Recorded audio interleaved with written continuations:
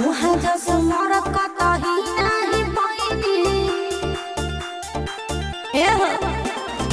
आरा घुमी ओइने छपारा घुमी ओइने उहाँ जस मरत कतही नाही पाइने के जहाँ बच्चा बच्चा खाना में लहरल बा ए बाबा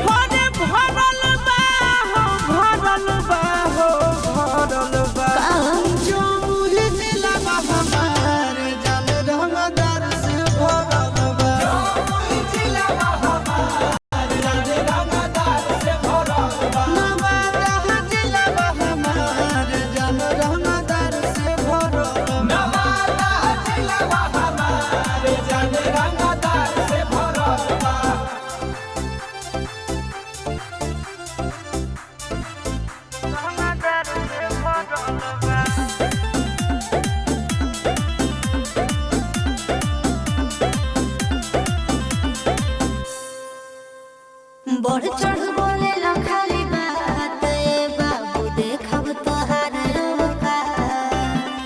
लफुआ हमारा गुंडन के लेके घूमेला तू अपना साथ सब जनतन को चीज हम बानी जे जान जाइबू जवनिया तू दे के दान जाइबू सुना लागे ना सहसर के ऊपर चढ़ल बा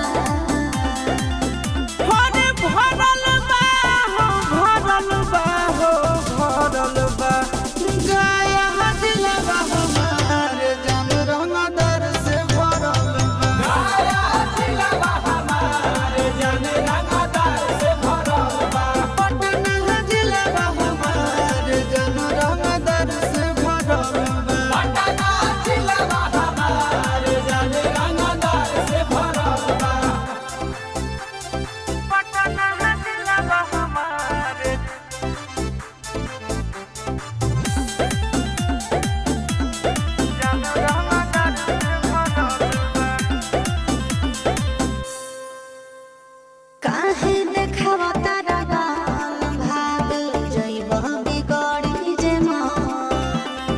राइफल या गोली से हम ना डरेनी फिर आइले तोरा जइसा बुझल हाथ से